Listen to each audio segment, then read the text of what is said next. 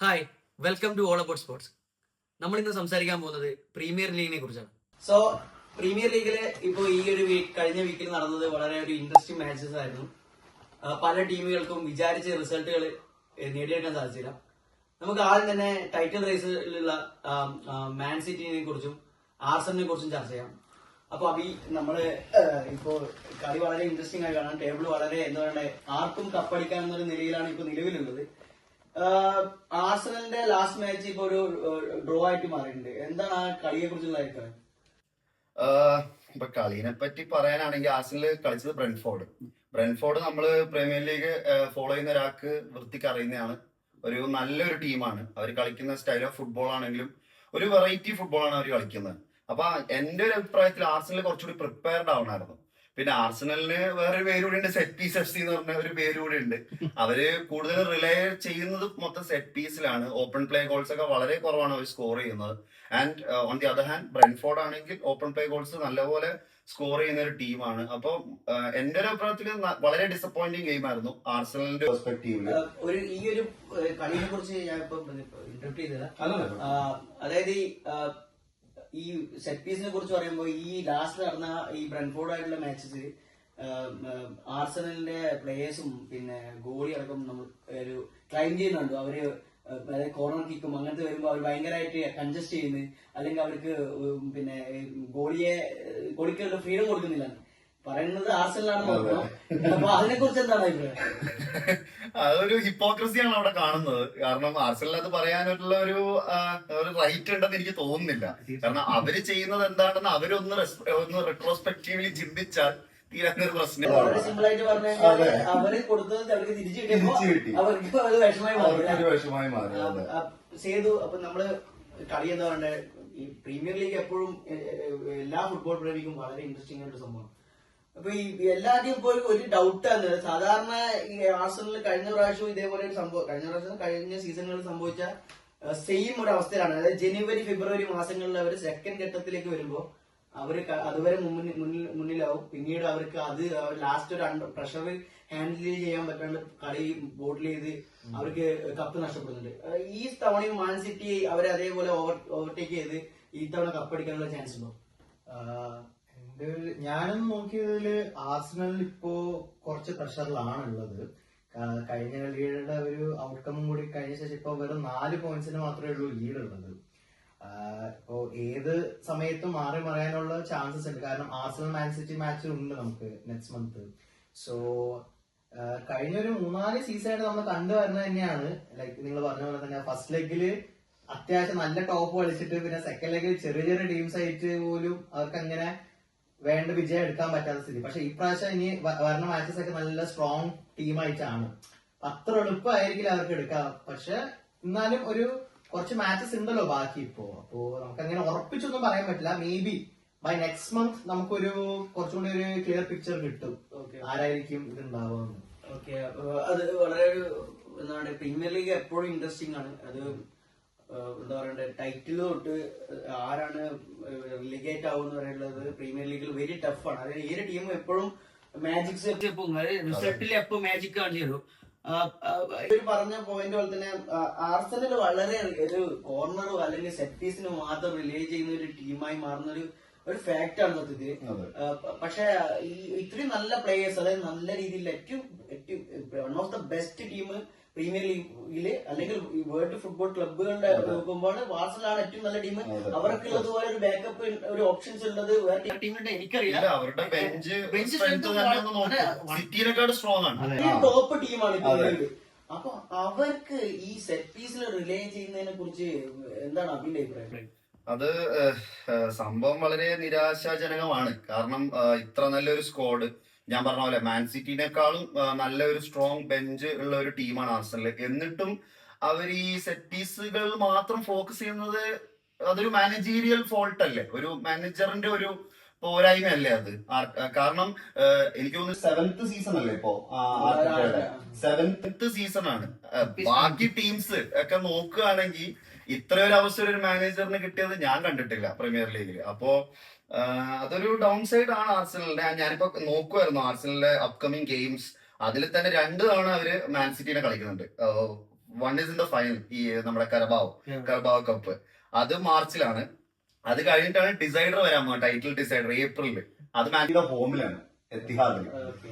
അപ്പോ ഈ title raise നല്ല സ്ട്രോങ് ആയിട്ടുണ്ട്. ആൻഡ് പാസ്റ്റ് 2 സീസൺസ് നോക്കിയാൽ 4 പോയിന്റ് ലീഡ് അല്ല, അതിലും കൂടുതൽ ലീഡ് ഉണ്ടായത് ബോട്ടിൽ ചെയ്തിട്ടുണ്ട് ആർസണലിൽ. So this is going to be interesting and difficult ആയിരിക്കും. ബിക്കോസ് ഇവിടെ പ്രഷർ ആർസണലിനാണ്, മാൻ സിറ്റിക്ക് അല്ല.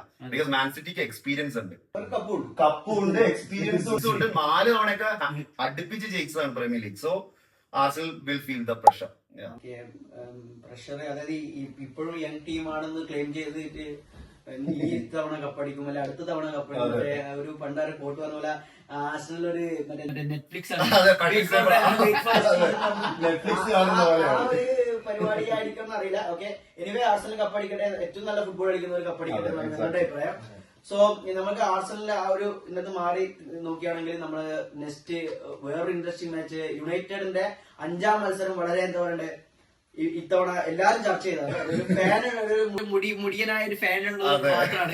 എന്നെ സംബന്ധിച്ചിടത്തോളം അവർക്ക് നല്ല റിസൾട്ടാണ് എന്റെ ഒരു അഭിപ്രായം. പേഴ്സണലി 5 മാച്ചസ് പ്രീമിയർ ലീഗിൽ കണ്ടിന്യൂസ്ലി വിൻ ചെയ്യുന്ന പറഞ്ഞാൽ വളരെ ടഫാണ്.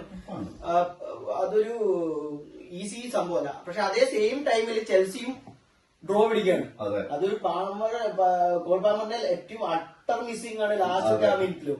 സോ ആ ലാസ്റ്റത്തെ ആ ഒരു പോയിന്റും കൂടി നമുക്ക് പറയാം. അതായത് ചെൽസിക്ക് നല്ലൊരു ചാൻസ് ആയിരുന്നു യുണൈറ്റഡ്. പക്ഷേ ഒരേ ടൈമാണ് കളി ഏകദേശം നടന്നത്. പക്ഷെ എന്നാലും 2 കളിയും വെച്ച് നോക്കുമ്പോ എന്താണ് ആ കളിനെ കുറിച്ചുള്ള അഭിപ്രായം?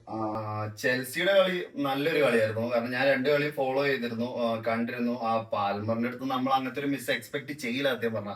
ബട്ട് പ്രഷർ സിറ്റുവേഷൻ ലാസ്റ്റ് എനിക്ക് തോന്നുന്നു എക്സ്ട്രാ ടൈമിന്റെ ലാസ്റ്റ് മിനിറ്റ് ആയിരുന്നു തോന്നുന്നു. വളരെ നല്ലൊരു ക്രോസ് ആയിരുന്നു അത്. ബട്ട് ഓവർ ദ പോസ്റ്റ് പോയി.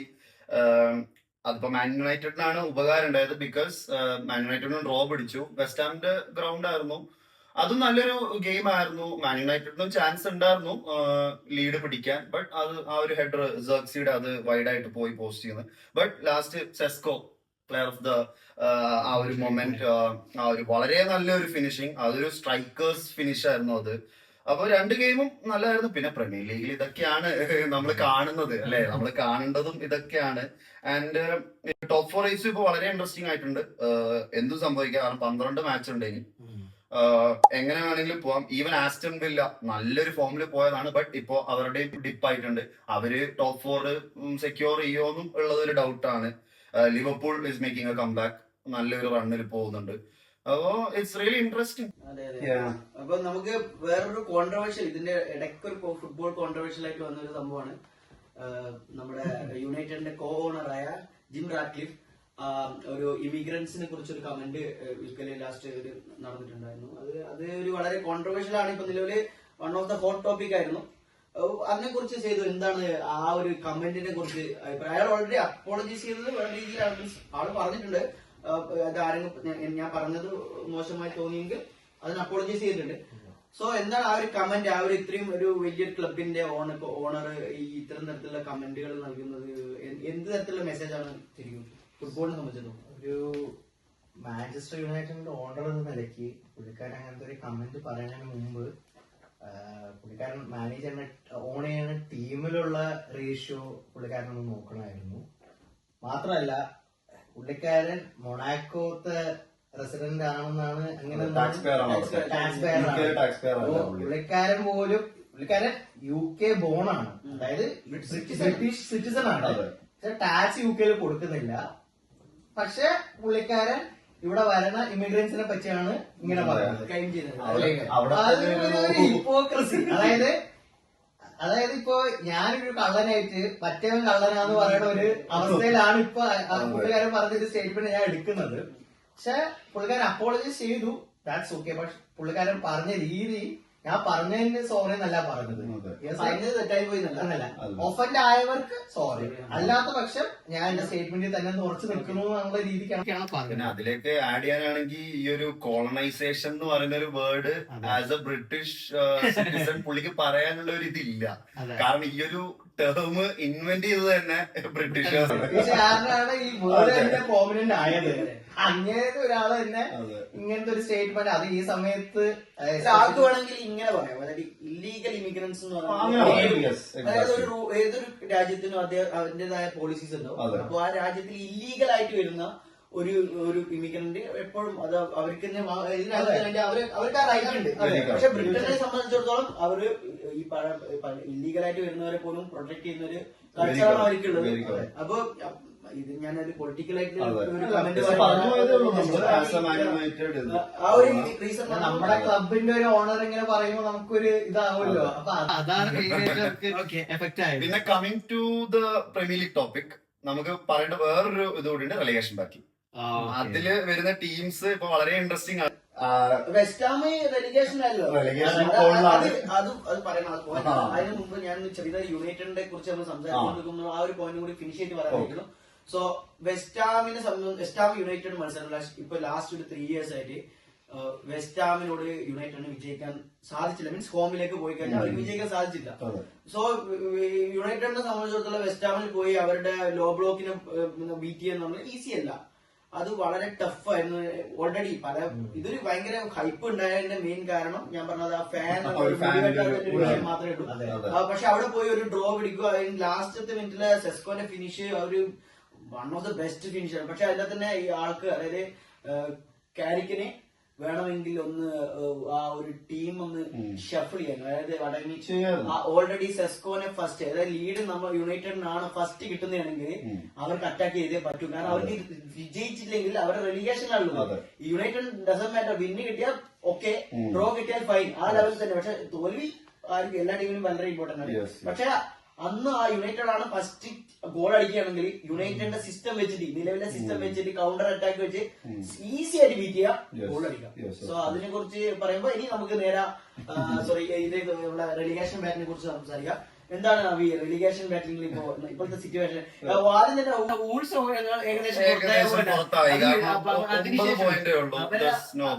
അവരോട് ഈ ടോട്ടനം വരെ ഇപ്പൊ റെലിഗേഷൻ ആകുമെന്ന് പറഞ്ഞാൽ അപ്പോ അത് വളരെ ഇൻട്രസ്റ്റിംഗ് ആണ്. ഇപ്പൊ എനിക്ക് തോന്നുന്നു 4 മാനേജേഴ്സിനെയാണ് അത് സാക്ക് ചെയ്തേക്കുന്നത്, അല്ലെ? 4 or 3 4 മാനേജേഴ്സിനാണ് ഈ ഒരു സീസണിൽ അവര് സാക്ക് ചെയ്തത്. നല്ലൊരു മാനേജർ ആയിരുന്നു തോമസ് ഫ്രാങ്ക്, ബട്ട് അൺഫോർച്ചുനേറ്റ്ലി പുള്ളിനെ സാക്ക് ചെയ്തു. പുതിയൊരു മാനേജർ വന്നിട്ടുണ്ട്. തോമസ് ഫ്രാങ്കിനെ കുറിച്ച് പറയുമ്പോ ഏഴാം സ്ഥാനത്തു. പക്ഷെ ആളെ നമുക്ക് ഈ തോമസ് ഫ്രാങ്കിനെ മൊത്തത്തിൽ കുറ്റം പറയാൻ പറ്റില്ല. വളരെ ഇഞ്ചുറി വളരെ കൺസേണിംഗ് ആണ് അവർക്ക്. അതെ, സൈനിങ്സ് ഉണ്ടായിട്ടുണ്ട്. പക്ഷെ വിഷയം എന്ന് വെച്ചാൽ ഇഞ്ചുറീസ്. പക്ഷെ ആൾക്ക് കുറച്ചും കൂടി ആൾക്ക് ഒരു പ്രീമിയർ ലീഗ് ഒരു പിന്നെ കോച്ച് എന്ന് പറയുമ്പോ ആൾ എന്തെങ്കിലും ഒരു മാറ്റം വളരെ തോൽറ്റിട്ടില്ലെങ്കിലും ഡ്രോസ് എങ്കിലും നോക്കാനുള്ള ഒരു പരിപാടി ചെയ്താലും അതുകൊണ്ട് അതൊരു. പിന്നെ വെസ്റ്റ് ഹാമിനായിരുന്നെങ്കിൽ ആ ഒരു യുണൈറ്റഡ് ഗെയിം വളരെ ഇമ്പോർട്ടന്റ് ആയിരുന്നു. ബിക്കോസ് അത് ജയിച്ചായിരുന്നെങ്കിൽ നോട്ടിംഗം ഫോറസ്റ്റ് ആയിട്ട് ഈക്വൽ പോയിന്റ്സ് ആയനെ. അപ്പൊ അവിടെ പിന്നെ ഇൻട്രസ്റ്റിംഗ് ആയനെ. ബേൺലി 18 points ആണ് ഇപ്പോ. I don't think so they are going to stay. But interesting ആണ് റെലിഗേഷൻ ബാറ്റിൽ. അടുത്തൊരു 12 മാച്ചസിൽ നമുക്ക് അറിയാം, അല്ലെ? എന്താണ് ഒരു പ്രഡിക്ഷൻ? ആരൊക്കെ റെലിഗേറ്റ് ആവും? എന്ത് തോന്നുന്നു? ടോട്ടനം റെലിഗേറ്റ് ആവാൻ ചാൻസ് ഉണ്ടെന്ന് തോന്നുന്നുണ്ടോ? റെലിഗേഷൻ ബാറ്റിൽ കുറച്ച് ടഫാണ്. ഇപ്പൊ ഞാൻ എന്നോട് ചോദിച്ചു കഴിഞ്ഞാല് ആർസനൽ കപ്പടിക്കുമെന്ന് ചോദിച്ചാൽ ടു ബി ഓണസ്റ്റ് എനിക്ക് ഇപ്പൊ പറയാൻ പറ്റാത്തൊരു സിറ്റുവേഷൻ. അതുപോലെ തന്നെയാണ് റെലിഗേഷൻ. ഞാൻ ആദ്യം ഊട്സ് എന്റെ പോയി, ബാക്കി കുറച്ച് ടഫാണ് പറയാൻ. കാരണം ഇവരൊക്കെ നല്ല ടീമുകളാണ്. അതായത് ഒരു മിനിമം മിഡ് ടേബിൾ ടീമാണ് ഇപ്പൊ റെലിഗേഷൻ ഫൈറ്റ് ചെയ്യുന്നത്. അതുകൊണ്ട് തന്നെ അതുപോലെ തന്നെ ഇപ്പൊ കഴിഞ്ഞ പ്രാവശ്യം ഇപ്രാവശ്യം പ്രൊമോട്ട് ആയി വന്ന സണ്ടർലാൻഡ് ഒക്കെ ടീമല്ല, വളരെ മികച്ച പെർഫോമൻസ് ആണ്. അപ്പോ സോ ഈ ഒരു എന്നോട് ചോദിക്കുമ്പോ അതായത് ആര് കപ്പടിക്കുന്നു, ആരെ റെലിഗേറ്റ് ആവുന്ന ഒരു ചെറിയ ടഫാണ്. കാരണം പോയിന്റ് ടേബിൾ അത്ര ഡിഫിക്കൽട്ട് അവരവർക്ക് പ്രൊഡിക്ട് ചെയ്ത്. സോ ഞാൻ ഉദ്ദേശിച്ചത് എന്റെ പോയിന്റിൽ വെരി സിമ്പിൾ. നല്ല ഫുട്ബോൾ കളിക്കുന്ന ആരും റെലിഗേറ്റ് ആവരുത്, നല്ല ഫുട്ബോൾ കളിക്കുന്നവർ കപ്പ് കളിക്കണം, അത്രേ ഉള്ളൂ. അപ്പൊ ഞാൻ ഇത് ഈ ഒരു ടോപ്പിക് ഏകദേശം നമുക്ക് ഫിനിഷ് ചെയ്യുന്നതിന് മുമ്പ് പ്രീമിയർ ലീഗ് മാത്രമാണ് ശരിക്കും നമ്മൾ ചർച്ച ചെയ്യാൻ വിചാരിച്ചത്. പക്ഷെ എന്നിരുന്നാലും നമുക്ക് വൺ ഓഫ് ദ ലാസ്റ്റ് നടന്ന ബാഴ്സ മാച്ച് ഒന്ന് ആണെങ്കിൽ നമുക്ക് അതൊന്ന് കവർ ചെയ്യാം. വളരെ ഇൻട്രസ്റ്റിംഗ് മാച്ച് ആയിരുന്നു അത്. അപ്പോ എല്ലാരും നമുക്കറിയാം ഓൾറെഡി ബാഴ്സയും അത്ലറ്റിക്കും തമ്മില് ലാസ്റ്റ് അത്ലറ്റിക്കോയുടെ ഗ്രൗണ്ടില് ലാസ്റ്റ് ഒരു മാച്ച് നടന്നു.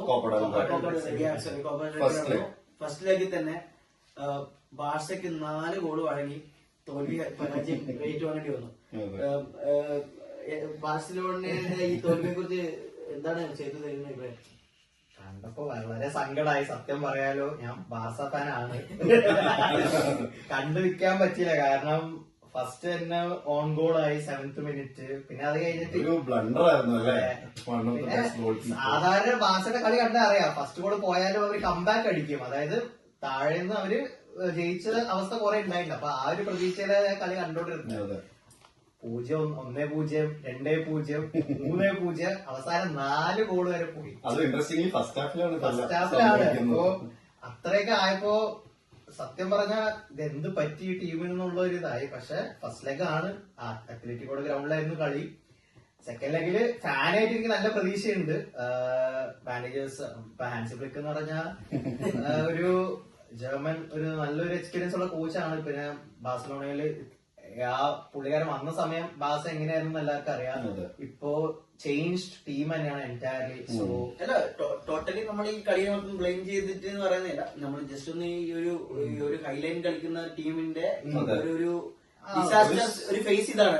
ഹൈലൈൻ കളിക്കുന്ന ടീം ഗോൾ വഴങ്ങുന്നത് നോർമൽ തിങ് ആണ്. പക്ഷെ ഗോൾ വഴങ്ങി തിരിച്ചടിക്കണം എന്നത് one of the very important ആയിരുന്ന സംഭവമായിരുന്നു. അപ്പൊ നമുക്ക് എന്താ പറയണ്ടേ, ലാസ്റ്റത്തെ ഈ ഒരു ലെഗിൽ ഇപ്പൊ സേതുവിന്റെ ആഗ്രഹം പോലെ തിരിച്ചു വരാം. ഫോർ മീ എനിക്ക് തോന്നുന്നില്ല തിരിച്ചു വരുന്നത്. ഓക്കെ, ഇനി പക്ഷെ അത് അത്ലറ്റിക്കോയുടെ ഗ്രൗണ്ടിന്റെ വലിപ്പം വളരെ അതും ആയിരിക്കാം ഒരു കാരണം. സോ നമ്മുടെ പ്രീമിയർ ലീഗിന്റെ എല്ലാ മാച്ചസിനെയും ഒരുവിധപ്പെട്ട എല്ലാ മാച്ചസിനും നമ്മൾ കവർ ചെയ്തിട്ടുണ്ട്. ടേബിൾ നമ്മൾ വിലയിരുത്തിയിട്ടുണ്ട്. കൂടാതെ അവസാനം ബാഴ്സ മാച്ചിനെ കുറിച്ചും നമ്മൾ ചെറുതായിട്ടൊന്ന് പോയിന്റ് ഔട്ട് ചെയ്തിട്ടുണ്ട്. തുടർന്ന് എല്ലാ മാച്ച് വീക്കുകളിലും നമ്മളുടെ വീഡിയോസ് ഉണ്ടായിരിക്കും. പിന്നെ നിങ്ങളുടെ സപ്പോർട്ടും വളരെ ഇമ്പോർട്ടൻ്റ് ആണ് നിങ്ങൾക്ക്. സോ നെക്സ്റ്റ് വീഡിയോ വരെ കാണുന്നവർക്കും എല്ലാവർക്കും താങ്ക് യു. നിങ്ങളുടെ വിലയേറിയ കമന്റുകൾ താഴെ രേഖപ്പെടുത്തുക, സബ്സ്ക്രൈബ് ചെയ്യുക, ബെല്ലൈക്കൺ കൂടി അമർത്തുക. ബൈ.